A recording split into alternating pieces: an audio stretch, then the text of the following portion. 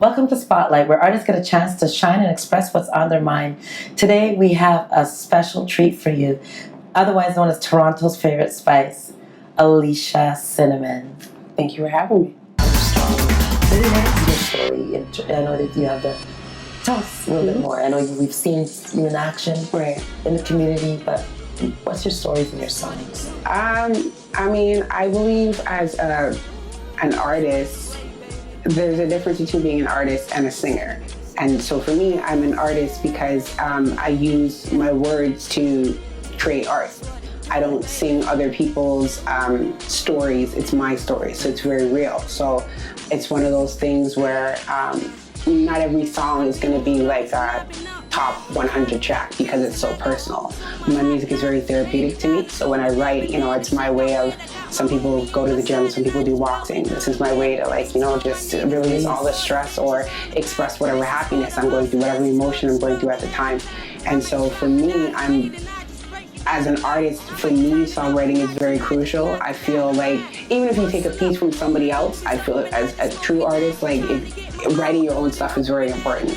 Because when I'm singing a song, I want you to relate to me based on the experience. So if I'm singing about something that I've never been through in my entire life, it's really hard for me to express that to somebody and for you to be able to relate to what it is that I'm going through. So I consider myself a songwriter first.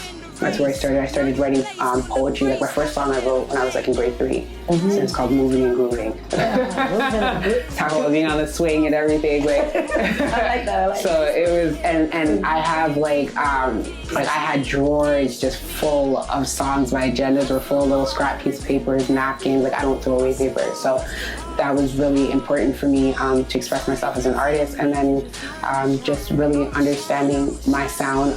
Growing up, my teacher, she used to always tell me that I sounded like Nina Simone. And when you're 10 and 11, when you hear Nina Simone, you're kind of like, wow, she sounds like a man. That was my first thought process. What are you trying to tell me? But as I got older and I was able to understand the compliments, and not even just that, but just what Etta James stands for as an artist, Nina Simone, what she stands for as an artist is so much of what I stand for personally, where I believe that being black and female is I'm not one of those people that believe in a colorless world. I believe that being black and female is a major part of my identity, and that's where a lot of my stories and struggles come from.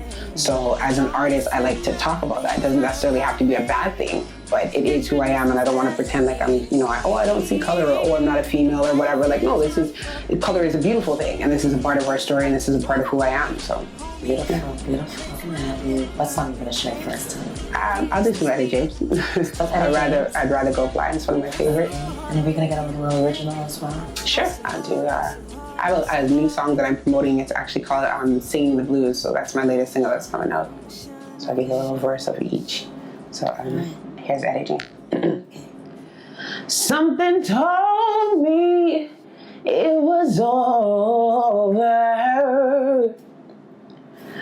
when I saw you and her talking.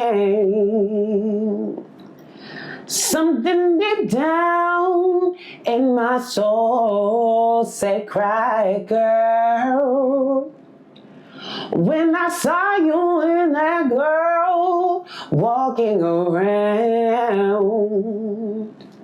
Just a little bit. So there you go. A little snippet. Isn't that beautiful? Thank you. A little snippet of my latest single, Singing the Blues.